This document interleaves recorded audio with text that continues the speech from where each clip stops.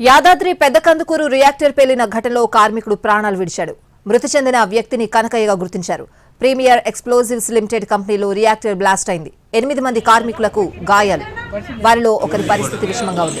భారీ శబ్దంతో రియాక్టర్ పేలడంతో భయంతో పరుగులు తీశారు కార్మికులు.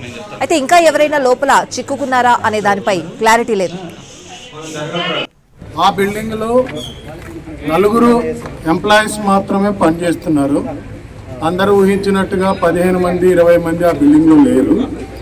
ఆ బిల్డింగ్ ఇన్ఛార్జి కానీ ఆ బిల్డింగ్ అదర్ టెక్నీషియన్స్ కానీ అందరూ లంచ్ టైం దగ్గర సమీపిస్తున్నందున బయటికి వచ్చేసారు. ఈ సంఘటన ఏ విధంగా జరిగింది అనేది ఇంకా నిశ్చితంగా పరిశీలించి చెప్పగలను. ఇప్పుడే నేను సిఐ గారు, డిస్ట్రిక్ట్ ఫైర్ ఆఫీసర్ గారు బిల్డింగ్ దగ్గరికి వెళ్ళొచ్చాము. ఇంకా బిల్డింగ్ దగ్గర లోపలికి వెళ్ళటానికి ఇంకా కొంత సమయం కావాలి. లోపల ఇంకా కొంచెం మెటీరియల్ ఉంది.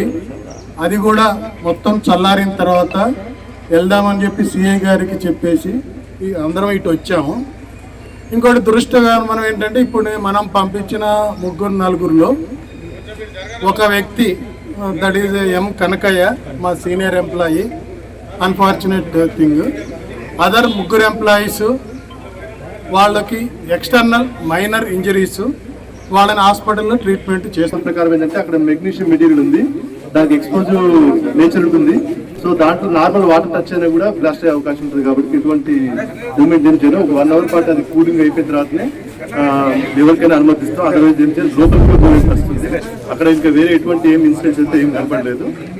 ప్రస్తుతం అది ఉంది. మనం దీంట్లో మనకి ఒకవేళ ఇప్పుడు అంటే వీళ్ళు చెప్పేదాని ప్రకారం అయితే ఆ ఇన్సిడెంట్ జరిగినప్పుడైతే లోపల 4 మెంబర్స్ ఉన్నారు. దానికి సంబంధించిన హరిదాస్ ఇంటర్వ్యూ మాత్రం బయట ఉన్నారంట. దాని ప్రకారం ఏంటంటే అక్కడ మెగ్నీషియం మెటీరియల్ ఉంది, దానికి ఎక్స్పోజివ్ నేచర్ ఉంటుంది.